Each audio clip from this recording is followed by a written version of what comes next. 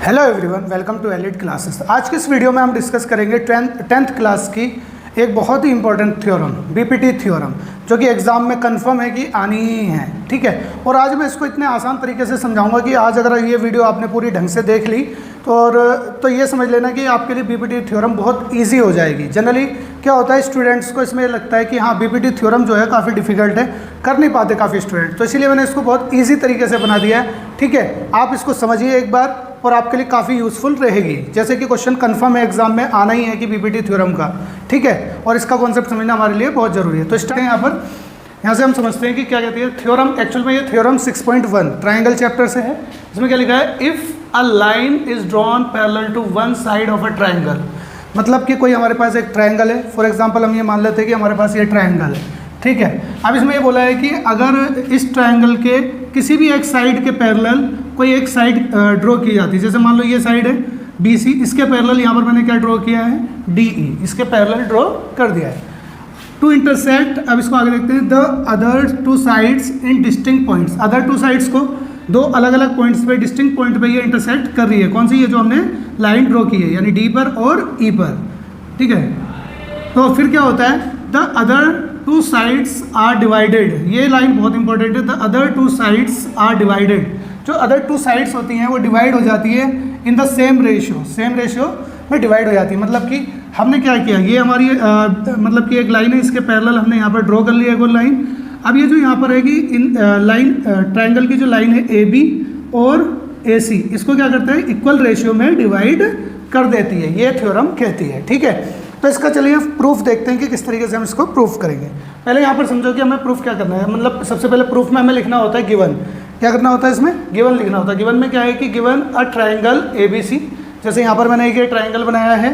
Triangle क्या बनाया है? ABC triangle, which in which a line parallel to side BC, और जो मैंने इसके BC के पैरेलल एक DC ड्रॉ कर दी है। Intersect the other two sides AB and AC, जो इंटरसेक्ट करती है अदर टू साइड्स को, AB को और AC को। कहाँ पर इंटरसेक्ट करती है? D पर और E पर रेस्पेक्टिवली। यहाँ पर ये इंटरसेक्ट इसको करती है। आगे और समझते हैं, तो हमें प्रूव क्या करना है। हमें प्रूव ये करना है कि AD और DB, समझिए क्या क्या प्रूव करना है कि AD का रेशियो, AD और DB का रेशियो किसके इक्वल होगा? AE और EC के रेशियो के इक्वल होगा। तो यही हमें प्रूव करना है यहाँ पर। क्या? AD और DB, यानी AD और DB का जो रेशियो है किसके इक्वल होगा? AE और EC, AE और EC के रेशियो के इक्वल होगा। ये हमें इसमें प्रूफ करना है। तो चलिए अब देखते हैं, पहले इसमें कुछ कंस्ट्रक्शंस कर लेते हैं। कंस्ट्रक्शन में हमने क्या किया, देखो B को E से ज्वाइन कर दिया और D को C से ज्वाइन कर लिया, और साथ में हमने क्या किया कि DM एक परपेंडिकुलर ले लिया इसके ऊपर, किसके ऊपर? AC के ऊपर, और ऐसे ही EN हमने एक परपेंडिकुलर ले लिया है किसके ऊपर? AB के ऊपर। तो कंस्ट्रक्शन में मैंने यही लिखा है, join BE and DC and draw DM perpendicular on AC, और EN जो परपेंडिकुलर है वो किसके ऊपर है?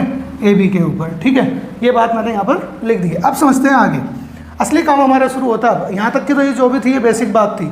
अब जो हमें प्रूफ करना है वो अब करना है, इसको समझना है कि किस तरीके से। चलिए एक्चुअल में हमें क्या करना है कि दो साइड का रेशियो बताना है, AD का और DB का। एक बार हमें जो लेना है रेशियो किसका लेना है? AD और DB का। तो हमें पता है कि अगर मुझे AD और DB का रेशियो लेना है तो मुझे ये साइड और ये साइड लेनी होगी। तो मैं ऐसा ट्रायंगल लेता हूँ जिसमें ये साइड आती हो और ये साइड आती हो। तो अगर मैं यहाँ पर देखूँ, मुझे ये दो, यहाँ पर एक ट्रायंगल दिखाई देगा ADE। यहाँ पर हमें ट्रायंगल क्या दिख रहा है? ADE। तो हमने क्या ले लिया? In triangle ADE। और हमें इससे पहले एक बात और पता होना चाहिए कि एरिया क्या होता है ट्रायंगल का। एरिया क्या होता है ट्रायंगल का? 1/2 बेस इंटू हाइट। तो यहाँ पर ये लिखा हुआ है एरिया ऑफ अ ट्रायंगल। ठीक है, अब आपको कैसे पता चलेगा कि बेस कहाँ है और हाइट कहाँ है? देखो एक्चुअल में क्या होता है कि अगर कहीं भी कोई ट्रायंगल है, सपोज ये ट्रायंगल है, अगर इस पर यहाँ पर मैं परपेंडिकुलर ड्रॉ कर देता हूँ तो ये हमारा बन जाता है बेस, और जो ये ड्रॉ हुआ था इसके ऊपर परपेंडिकुलर, ये इसकी बन जाती है हाइट। ठीक है, और अगर कोई ट्रायंगल इस तरीके से, मान लो कि कोई और ट्रायंगल है इस तरीके से, यहाँ से भी ये क्या हो जाएगा, अगर इस पर ये ड्रॉ हो रही है तो ये हाइट हो जाएगी और ये क्या हो जाएगा? बेस हो जाएगा। और भी एक ट्रायंगल देख लेते हैं, मान लेते हैं कि ऑब्ट्यूज एंगल ट्रायंगल है, ये हमने ले लिया। तो इसकी अगर हमें हाइट यहाँ पर ड्रॉ करनी होगी तो इसकी आउटसाइड लाई करेगी। ठीक है, तो इसमें भी क्या होगा, ये इसकी हाइट हो जाएगी और ये यहाँ से यहाँ तक का इसका बेस माना जाएगा, ये नहीं माना जाएगा। ठीक है, यहाँ से मान लो B और C, यहाँ तक का जो होगा ये इसका बेस कहलाएगा। तो सिंपल सा फॉर्मूला होता है, एरिया ऑफ ट्रायंगल क्या होता है? 1/2 बेस इंटू हाइट, ये हमारा फॉर्मूला होता है। ठीक है, तो अब जैसे हमें यहाँ पर पूछा है कि हमें बताना है कि in triangle A D E, तो ट्रायंगल ए डी ई इसका एरिया बताना है और मुझे साइड लेनी है ए डी। तो मैं कैसे कर सकता हूँ, तो मैं ये वाला परपेंडिकुलर देख सकता हूँ, ये परपेंडिकुलर देखूंगा, जैसे ई एन क्या आ रहा है इसके ऊपर एक परपेंडिकुलर, जहाँ पर परपेंडिकुलर आता है वहीं पर क्या होता है हमारा बेस होता है, तो यानी कि ये क्या हो जाएगा ए डी क्या हो जाएगा बेस हो जाएगा और ई एन क्या हो जाएगा परपेंडिकुलर। अगर मैं इस ट्रायंगल का एरिया लेता हूँ तो क्या हो जाएगा 1/2 इंटू बेस, हमें क्या लेना होता है पहले बेस लेना होता है, बेस क्या हो जाएगा इसका बेस हो जाएगा ए डी, क्या हो जाएगा ए डी, तो यहाँ पर मैं लिख देता हूँ ए डी और इंटू हाइट, हाइट क्या हो जाएगी ई एन, तो यहाँ पर हमारी हाइट जो हो जाएगी इसकी ई एन हो जाएगी।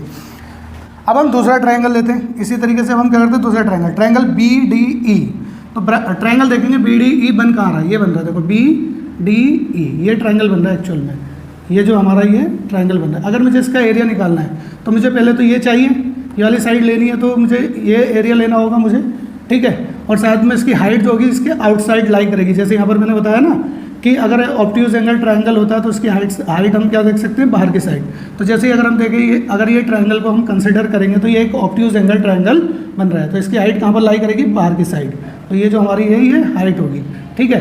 तो अगर इसमें क्या हो जाएगा, इसका बेस हो जाएगा ये बी डी और हाइट हो जाएगी इसकी ई एन।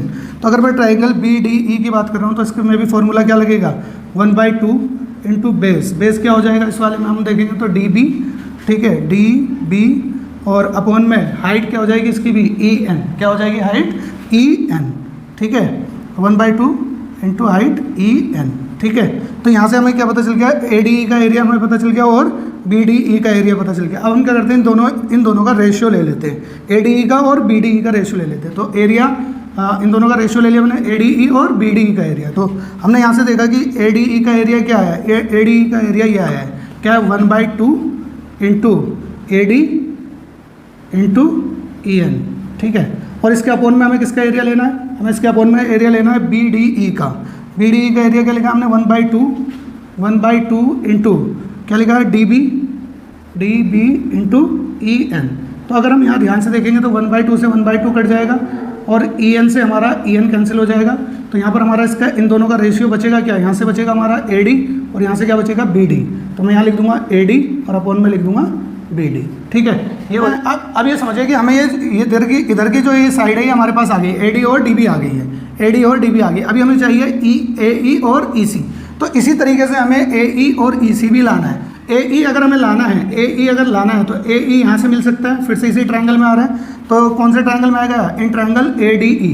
फिर से हम इसका एरिया फाइंड करते हैं, एरिया आपकी बार इसकी जो हाइट होगी ये हमारा, इसको मैं बेस कंसिडर करूँगा तो इस पर ये हाइट आ जाएगी, यहाँ पर डी एम क्या हो जाएगी इसकी हाइट हो जाएगी और बेस क्या हो जाएगा ए ई हो जाएगा, तो इसका एरिया भी क्या आ जाएगा 1/2 इंटू बेस, बेस क्या होगा ए ई, ठीक है, इंटू हाइट, हाइट क्या होगी यहाँ पर डी एम, क्या होगा डी एम।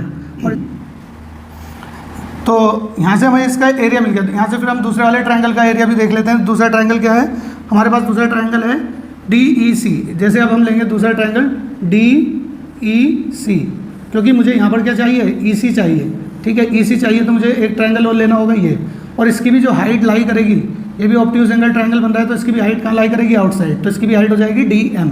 तो फिर से मैं लेता हूँ तो इसका एरिया क्या हो जाएगा, कहाँ है हमारा डी ई सी का अगर हम एरिया लेंगे इन ट्रायंगल डी ई सी में, तो 1/2 इंटू हाइट और इंटू बेस, बेस क्या हो जाएगा हमारा यहाँ पर सॉरी डी ई सी, यहाँ पर बेस हो जाएगा ई सी इंटू, और इसकी हाइट देखो इस वाले ट्रायंगल की जो हाइट बनेगी वो यही बनेगी डी एम, क्या बनेगी डी एम, ठीक है। तो यहाँ से आ गया। अब मैं अगर इन दोनों का रेशियो ले लेता हूँ ए डी ई का और डी ई सी का, तो ए डी ई और डी ई सी का रेशियो ले लेते हैं, तो ए डी ई क्या है हमारा 1/2, क्या आ जाएगा यहाँ से 1/2 इंटू ए ई और इंटू डी एम, और इसके नीचे हम क्या लिख लेते हैं यहाँ पर ये वाला डी ई सी का एरिया क्या लिखा अभी हमने 1/2 इंटू ई सी इंटू डी एम। तो हम यहाँ पर देखेंगे तो हमें क्या पता चल जाएगा, इससे ये कैंसिल हो जाएगा और डी एम से डी एम कैंसिल हो जाएगा, तो इसकी जो वैल्यू आ जाएगी, इन दोनों का जो रेशियो आ जाएगा वो क्या आ जाएगा ए ई और हमारा आ जाएगा ई सी, ठीक है। तो इसका जो रेशियो आ गया वो आ गया ए ई और ई सी, हमें यही चाहिए था ए ई और ई सी, लेकिन अभी हमें इन दोनों को इक्वल और प्रूव करना है। अभी हमें एक चीज़ और करनी है कि क्या करना है, इन दोनों को इक्वल प्रूव करना है। तो इक्वल प्रूव करने के लिए हम क्या करेंगे, एक चीज़ और देखेंगे, हमें एक कॉन्सेप्ट पता है कि अगर कोई पैरेलल लाइन पर सेम पैरेलल बेस पर अगर कोई दो ट्रायंगल बने तो उनका एरिया क्या होता है इक्वल। फॉर एग्जांपल ये कोई बेस है, इस पर अगर मैंने एक ट्रायंगल बनाया, ठीक है, और इसी बेस पर मैंने एक और ट्रायंगल बनाया है यहाँ पर। तो इन दोनों का एरिया, इसका एरिया और इस वाले का एरिया क्या होगा, इक्वल होगा। तो हम ये कह सकते हैं कि यहाँ पर जो दो ट्रायंगल बन रहे हैं बिटवीन दो पैरेलल लाइंस के बीच में, तो हम यहाँ पर देखेंगे कि हमारे पास दो पैरेलल लाइंस कौन कौन सी बन रही है। पैरेलल लाइन हमारे यहाँ पर हमारे पास है, एक तो ये BC और एक DE। तो इन पर क्या बन रहा है, एक ट्रायंगल हमारा बन रहा है ये BDE, ये ट्रायंगल बन रहा है, और दूसरा ये बन रहा है। सेम बेस और पैरेलल के बीच में जो एरिया होता है ट्रायंगल का वो क्या होता है, सेम होता है। तो हम ये कह सकते हैं कि इन दोनों का एरिया क्या हो जाएगा, एरिया ऑफ ट्रायंगल BDE और एरिया ऑफ ट्रायंगल DEC, इनका दो एरिया हो जाएगा, दोनों का इक्वल हो जाएगा। रीज़न क्या लिखेंगे, on the same base DE, क्योंकि दोनों सेम बेस DE पर बन रहे हैं, and between same parallels. Parallels कौन कौन सी है, BC और DE, इनके ऊपर बन रहे, इस वजह से क्या होंगे, इक्वल होंगे। ठीक है, अब मैं एक काम और करता हूँ कि मैं वापसी से क्या करता हूँ कि इसको पूरे को एक बार और लिख लेता हूँ यहाँ पर। ADE और एरिया DEC किसके इक्वल आया था, हमने देखा था AE अपॉन EC, इसके इक्वल आया था। अब मुझे एक चीज़ पता है कि जो हमारा क्या है कि एरिया, मैं इसको क्या करता हूँ, इसको तो ऐसे ही लिखता हूँ ऊपर एरिया ADE, ठीक है, और नीचे मैं DEC की जगह, ये जो हमारा DEC है, DEC की जगह, ये जो DEC की जगह है क्या लिख सकता हूँ, BDE लिख सकता हूँ। ठीक है, तो इसकी जगह मैं क्या लिख सकता हूँ, BDE। ठीक है, क्या लिख सकता हूँ, BDE। ठीक है, ये लिख सकते हैं। तो BDE और इसका जो ये जो इसके इक्वल आया, ये यहीं पर रहेगा, AE और EC इक्वल रहेगा। ठीक है, तो अगर हम देखेंगे कि इस पूरे की वैल्यू अगर हम देखेंगे तो हमने कैलकुलेट की थी यहाँ पर, इस पूरे की वैल्यू कहाँ गई हमारी, ये रही यहाँ पर देखो, ये जो वैल्यू थी इसको हम इक्वेशन 1 भी कंसिडर कर सकते हैं। ठीक है, और दूसरी जो थी इसको हम इक्वेशन 2 भी कंसिडर कर सकते हैं। तो देखो इस पूरे की जगह ये जो वैल्यू है, ये वैल्यू और ये वैल्यू दोनों सेम है, तो मैं इसकी जगह AD अपॉन BD लिख सकता हूँ। तो मैं लिख सकता हूँ AD अपॉन BD और इक्वल किसके होगा, AE अपॉन EC, ये इसके इक्वल हो जाएगा, हैंस प्रूव्ड।